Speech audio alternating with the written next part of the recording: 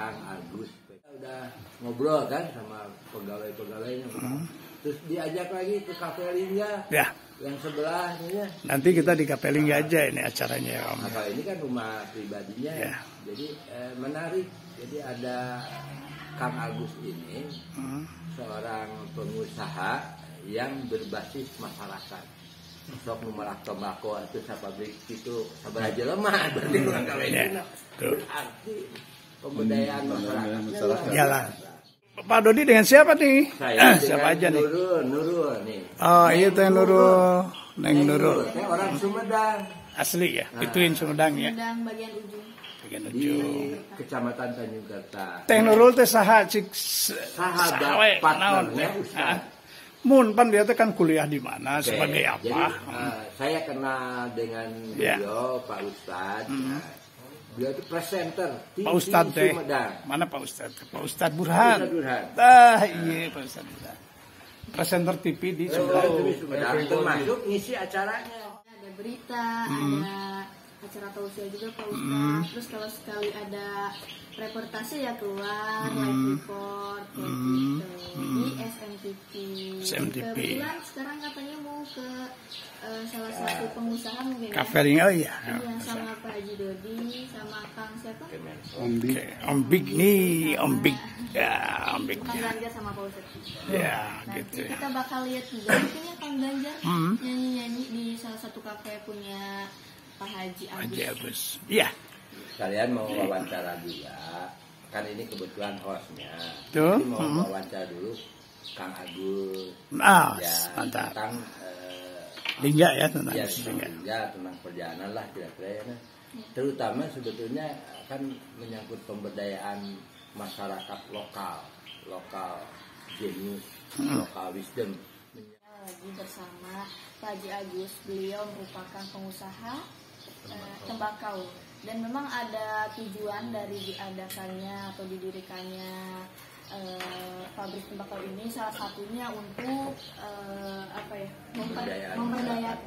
pemberdayaan masyarakat. Betul, itu salah satunya mungkin petani juga memberdayakan masyarakat yang ada di sini, karena kan bisa dilihat mungkin nanti banyak juga pekerja emang mereka bekerja di perusahaan di pabriknya Pak Agus ini, dan memang beliau ini luar biasa gitu ya, mendirikan pabrik tembakau, tapi memang tadi dengan tujuan untuk memberdayakan masyarakat. Apalagi masa pandemi seperti ini kan banyak dari kita yang memang susah untuk bekerja gitu ya, karena dilihat situasi pandemi seperti ini.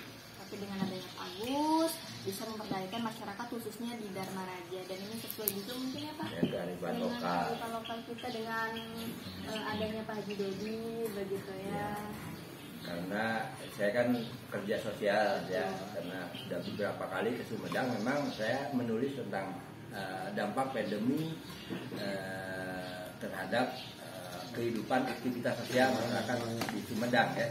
Nah tentunya ini saya berterima kasih kepada Pak Agus. Cuma saya ngasih masukan. Pak Agus nanti kopi saya gulanya dipisah aja ya, dua ya. Jadi, nanti kalau kopi itu gulanya dipisah. Bikin kafe Lingga, karena ini akan jadi destinasi wisata. Ya coba. Karena jadi langsung sekarang kita tanya-tanya Sok, Pak siap. Oke. Gimana kabarnya, sehat? Alhamdulillah baik. Alhamdulillah Pak Haji. Kalau boleh tahu, ini pabrik tembakau didirikan sejak kapan? Udah berdiri berapa tahun lamanya nih? Didirikan tahun 2000. Tahun 2000 berarti sekarang udah 22 tahun. Luar iya, biasa. 22 tahun. Mungkin ini latar belakang ya, kenapa memang memilih untuk usaha atau terjun di tembakau? Tembakau ya. Kenapa nih Pak? Ya, karena asal mulanya. Ya, salah satu aset daerah Sumedang itu adalah tanaman tembakau. Nah, Sumedang itu salah satu kabupaten penghasil tembakau juga, sehingga saya mendirikan pabrikasinya untuk menampung tembakau dari masyarakat. Sehingga alhamdulillah mereka dapat hidup bersama-sama lah gitu ya, mengelola tembakau. Di petani mungkin di budidayanya, di pengolahan itu bagian saya. Oh betul, jadi memang tembakaunya ini pure beli gitu ya dari memang petani-petani tembakau di daerah Dharma Raja gitu. Tidak hanya Dharma Raja, Tapi ada juga yang dari luar, semacam dari NTB, kemudian dari Jawa Timur, dari Paiton, dari Anu juga ada. Wah, atuh ieu mah. Cipajan punten kapotong heula Pak Agus ya.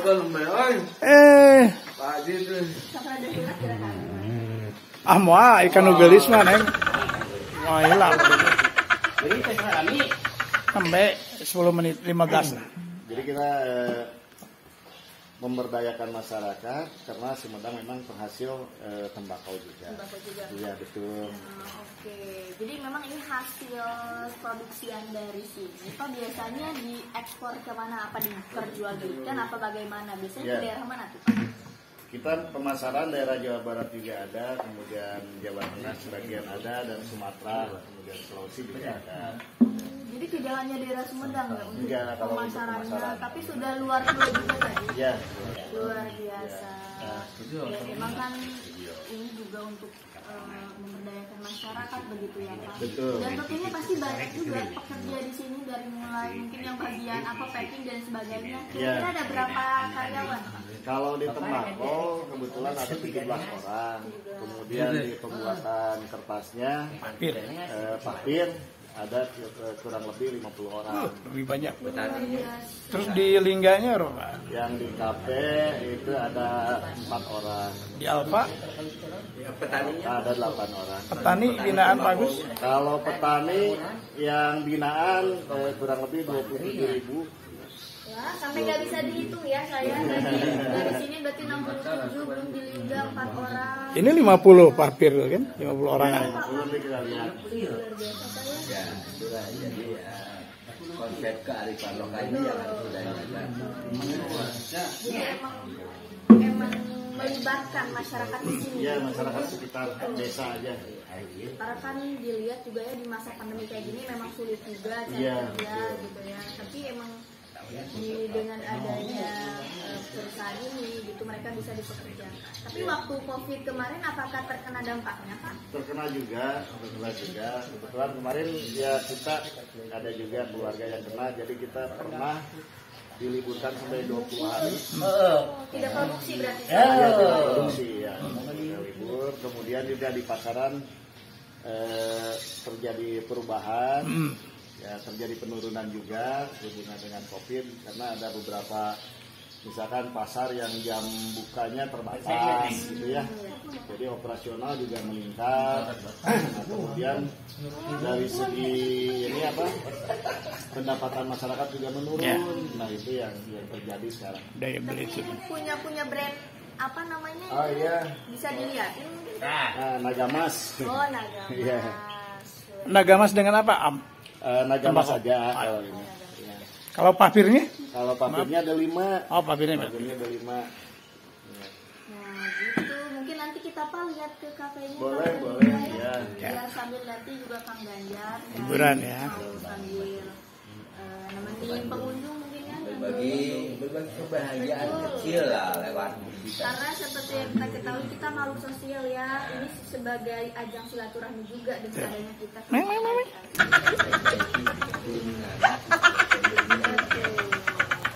Saya mulai Kang Agus itu satu mampu menjawab perubahan. Dengan adanya jadi gede kan kita belakang jadi gede. Bisa jadi Pak Agus punya rencana lain nih untuk menjawab ini. Coba. Kira-kira Pak Haji kira-kira ada lagi rencana lain usaha lain ide-ide lain gitu untuk kedepannya Pak. Ya, insya Allah ada. Boleh ada bocoran? Sebagian yang itu rencana kafe-nya itu ada jualan kopinya kan, kopi dari Sumedang. Nanti dia bikin restoran apa sih Kang? Ya rest area Pak. Rest area mau bikin itu yang kedepannya rencananya. Jadi ada tempat sholatnya ya Kang ya? Tempat sholatnya ada.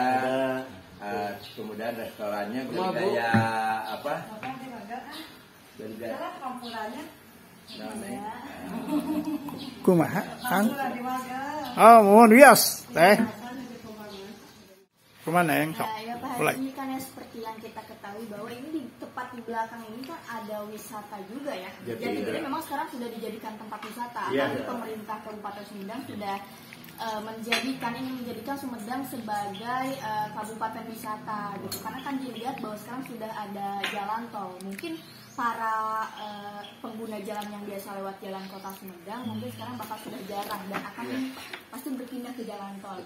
Dan ini Pak Haji ini merupakan salah satu orang yang memang dia sudah mampu menjawab gitu perubahan tantangan global gitu tentunya. Memang tadi juga sehingga akan katanya Pak dibuatkan rest area luar biasa. Apa aja itu? Kira-kira tuh di rest areanya seperti apa pasti kalau rest area biasanya ada musola yang gitu-gitu. Kira-kira gimana nih Pak gambaran untuk rest area yang akan dibangun? Ya, jadi menyikapi Sumedang, ya sekarang ini kan ada tol Cisumdawu ya Teh ya. Mungkin saat ini baru sampai Tanjung Sari lah. Betul. Ya suatu saat sampai juga ke Daulan. Ya mudah-mudahan Sumedang dengan adanya destinasi wisata seperti Jati Gede ini bisa menarik turis-turis baik lokal maupun mancanegara bisa hadir di Sumedang sehingga mereka ya syukur-syukur kalau investasi. Nah kemudian gambarannya, jadi ini kan baru rencana saya kan, kalau yang menentukan hanya Allah ya. Nah, kalau saya berpandangan dengan dibukanya Cisumdawu ini, jalan itu akan terbagi dua, dari Malangbong yang menuju Bandung ataupun Jakarta, yang via tol Sumedang mungkin bisa lewat Wado ini dan Malaja Wado. Jadi mudah-mudahan kalau rencana gitu, kalau rencana kita akan buatkan rest area untuk mereka beristirahat. Karena di sini tuh kebetulan posisinya tengah-tengah antara Sumedang dan Wado, Malangbong dan Sumedang gitu. Ya mudah-mudahan banyak yang singgah. Kemudian ya kalau saya kan usaha di tembakau, mungkin kalau untuk anak-anak zaman milenial sekarang kan udah kuno ya, udah kuno. Jadi saya siapkan ya untuk generasi penerus saya mungkin di bidang lain yang sesuai dengan keinginan mereka. Jadi insya Allah perencanaan saya di sini akan dibangun juga rest areanya, gitu. Jadi untuk mempersiapkan generasi ke depan. Ya, mantap. Jadi emang betul-betul sudah tertata, beliau sudah melihat ke depannya. Dan melihat ke depan. Berarti dengan adanya tol Cisumdawu gitu, dari Pak Haji sendiri, apakah memang merasa diuntungkan atau bagaimana nih kira-kira dengan melihat adanya jalan tol baru ini? Ya kalau pandangan saya Cisumdawu itu ada untung ada rugi. Di sisi lain memang dengan sepinya jalan utama yang sekarangnya jalan provinsi, mungkin banyak di sana rumah makan, kemudian komoditi unggulan juga yang akan tersisihkan karena tidak terlewati. Nah kemudian untuk menyikapi itu, jadi ya saya berharap pemerintah kemudian dengan masyarakat bisa bekerja sama menciptakan bagaimana menarik orang bisa hadir di Sumedang, bisa datang ke Sumedang, ya salah satu dengan destinasi wisata itu. Ya alhamdulillah dengan pemerintahan Sumedang sekarang lagi dikembangkan. Kemudian dari pihak provinsi Kang Ridwan Kamil juga sekarang kan lagi bikin masjid kan, yang Kujang Sapasang. Ya mudah-mudahan itu semua bisa menarik perhatian masyarakat baik dari dalam negeri maupun mancanegara masuk ke Sumedang. Nah, sehingga Sumedang bisa menghasilkan devisa dari pariwisata. Itu harapan-harapan saya. Disebutkan karena basic Sumedang itu adalah pusat budaya Sunda. Ya. Nah, tentu rest area ini alangkah indahnya ya, ketika orang makan di rest area ini, berasnya dari beras Sumedang, kopinya dari kopi Sumedang, burupukna oge, lotekna oge, tahuna oge, tahu Sumedang. Kebetulan lupa saya. Pabrik tahu ya kan ya. Pabrik tahu. Ada yang belum tersebut ternyata ya dari usahanya. Tahu Sumedang itu ikonnya. Betul. Tidak ada satu orang pun yang tidak kenal dengan tahu Sumedang. Nah kebetulan ada di sini. Jadi semua produknya berbasis masyarakat, pemberdayaan masyarakat, juga ikon-ikonnya kan, mungkin nanti aksesorisnya kan, jadi pakai kultur budaya Sunda karena pusat budaya Sunda Sumedang, Wilujeng Sumpingnya kan, si ngangge nontonnya hari ya teh ikep kan pakaian Topong. Terus dipangsi gitu nanya seragamnya tuh rawasan. Kemudian yang penting itu produk-produk rakyat ditampung di rest area Kang Agus sehingga jadi ekor. Jadi barang jualan ya. Ya itu. Ya Pak Ustadz gimana ada pertanyaan? Nanya ke Pak Haji Agus Ya. nih. Jadi keunggulan dari produk Pak Haji ini kan tembakau banyak tadi disebutkan. Keunggulannya itu dari apakah aromanya atau harganya atau gimana Pak Haji itu biar Ya, keunggulannya. dipromosikan kita ke yang lain juga. Ya sementara ini kita ngolah tembakau kebetulan disesuaikan dengan keinginan pasar, keinginan masyarakat.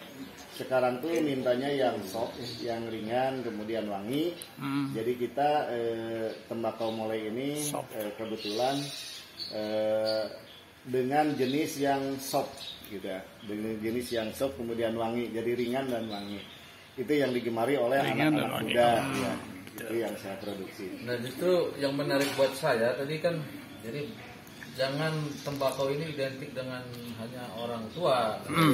Betul. Jadi pemuda juga, milenial atau generasi setelah milenial Harus jadi lifestyle ya. Untuk Setuju. produk lokal harus dikonsumsi oleh orang lokal. Iya. Ya banyak, bukan hanya Ya. orang tua yang target. Tuh, benar anak muda justru Muda enggak gengsi guys saya nih, misalnya Nggak bako. Bako, harganya murah, irit, enak juga. Kan gitu. Kang.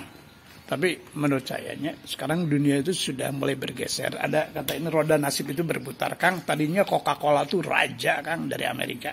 Ayeuna eleh ku boba, ya kan? Walaupun mahal dibareli ku budak ngora tah nanti mah siapa tahu sampurna di Samsu teh ku bako. Dan sebetulnya sekarang sudah mulai. sudah Mulai ya. bergeser ke tembakau. Contoh banyak ya anaknya. Misalnya jadi keren dah ya, meskipun dilinting tapi ya. keren. Keren ya, udah mulai. Terus ada ini Kang Ajar, filosofinya bagus kalau tembakau itu kenapa pakai ringan dia?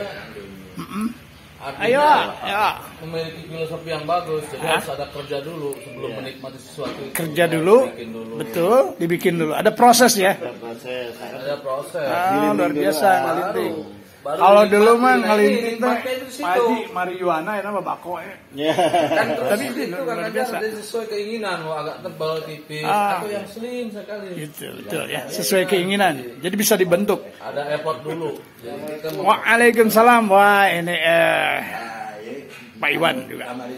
Ini Om, ini pengelola Bako Delima juga ini Pak Iwan. itulah jadi kelebihannya jadi wangi terusan mungkin dari segi harga murah juga banyak. Harga ada yang 5.000, 10.000. Nah, gitu. Sama 10.000 aja ya jual ya Kang ya. Bisa sampai kalau saya mungkin seminggu satu bungkus mungkin. Iya. Lebih irit ya. Mengurangi Efisiensi. isi dompet. Ya. Bukan mengurangi, mengirit isi dompet. Penghematan. Pak, ini Pak Agus ya. Saya mah ini mah sebagai yang hadir di sini. Ada Pak Haji Anum tuh dari dulu tuh zaman Delima di tahun sabaraha tuh Pak Haji Anum hadir di dia. 70. Dari ngasuh Pak Haji mah dan ngasuh bibi saya juga ya. Udah diwawancara cenah. Sejarah masa lalu Kang Ganjar Pak Haji. Iya mah lagi pendirian Bako yang dulunya Om tahun berapa yang dulu? Tahun 80. Pak Haji mah sudah ada ya Pak Haji Anum ini mah ya. Berarti tahun mulai mengejar orang tua juga. Ini masih kena kiat keliling Jawa Barat dah. Ini mah kan drive megang mobil juga ya Pak Hajinya Pak Haji Anum mah. Yang otomatis mobil jeung cari barang teh urang teh rada capek gitu. Justru saya maker letik ya. Kalau lihat Pak Haji Anum teh yang menghidupkan suasana bos, suasana keluarga bos sudah ini jadi hirup suasana teh Pak Agus. Ya, betul. Iya, Pak Haji Anum mah. Jadi ke kampung ka kota teh masih turunan kecapean Hari ini Pak Haji pemasaran dari market itu kan masuk supermarket nggak Pak Haji? Kalau supermarket kita belum. Nah, Dari kalau pasar tradisional. Kalau bisa Kang Ganjar biar trennya bagus itu si tembakau ini dia harus ada di supermarket. Oh, bagus. Apalagi bisa jual online nggak? Iya bisa. Sekarang ada TikTok Shop Tuh. atau live Iya. Jadi maksudnya ketika ini berkembang pesat, artinya masyarakat kan terangkat juga dari segi ekonominya. Iya. Nah, maka wajib didukung oleh semua orang, termasuk pemerintah. Pemerintah mah kudu udah pajak lagi, udah habis ke pemerintah, ke negara tuh. Belum pemerintah masih Kayak Pak Dodi ya orang pemerintah, kayak ASN. Jadi kewajiban pemerintah itu yang paling sederhana di tengah pandemi gini, yang paling sederhana 10% saja dari penghasilan. Nah, Ngomong geus gajian. Ya. Satu contoh saya geus gajian, ayeuna geus tanggal 10. Berarti saya akan doa asup dia tanggal juta. Ya. Nah, itu online kan. Offline-nya gimana? Ya kasih sunda Tuh, kasih sunda. Nah, kita berbagi kebahagiaan kecil. Tuh. Belilah produk-produk daerah, lokal daerah. Bersama masyarakat kita berlatih dari sekarang ASN itu. Coba semua ASN begitu ya kan, 10% ya. Seluruh Indonesia. TNI juga ya, TNI polisi juga ya, ya 10% belanja. Tapi Kang Dodi itu, Teh Nurul, Pak Haji Agus, bukan hanya belanja UMKM yang 10% dari gaji Pak Dodi. Lamun ngalongok saya di Ampera sok bari nyawer oke kan saya pengen balanya nyawer menyawamnya. Ukur nge-request lagu itu mah tapi Belajar kita. siap. Belajar kita langsung. Belajar koka. Iya. Kami baru diajar nyanyi. Supaya dia harus. Ya. Ini sok katanya. Ya, alhamdulillah lah Kang Deni. Ini Kang Iwan. Rumah Kang Deni. Udah punya dasar suara yang bagus. Oh gitu. Cuma tinggal latihan. Dan sering jam terbang. Itu. Tinggal sering ya. Tinggal terbiasa gitu aja. Alhamdulillah. Ala kampung. Dia lain ada bingungnya milih mana dia tuh. Udah ada bau kayak Pak, sekarang ini aku mau Iya tuh nih susah minyak Pak Haji. Bisa minyak goreng jadi dibakar-bakar. Oh mantap. Kata hikmahnya ya. Ya bajah nun, bajah indahnya. Sekantenan tuang ya Pak Haji Anum geus lila itu pepang. Tinggal beli aja mau bakar ikan, bakar sate. Tapi abdi mah penak Pak Haji Anum mun teh aya Teh Nurul ka dieu jeung Pak Ustad. Moal ka dieu meureun Pak Haji Anum. Abi hijinya ini. Tuh, Pak Dodi, ada. Mungkin tadi kan. Iya, ayam kan Pak Dodi. Oh iya. Nah, mumpung tadi hiji. Wah, Pak Om Big. Hampur. Sapi jeung kambing. Tah, mun kambing ieu tah. Mana kambing nu mana? Kala bisi paili sama yang sapi saya mah. Nu mana? Sapi. Oh iya, itu sapi ya. Siap. Enak buatan Bu Haji. Oke, sesi makan. Siap, Ustaz. Tuangnya di luarnya, itu nyatanya. Nah, ini ruangan Pak Haji Agus tuh. Ruangan juragan bako nih. Masih luas ke dalamnya.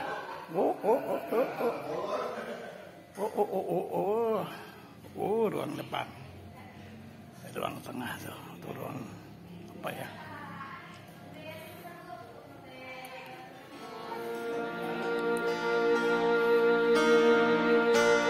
Ku ingin bernyanyi tentang lagu kita yang masih tersisa di timur sana. Desaku yang indah menyimpan legenda cerita hidupku dan leluhurku.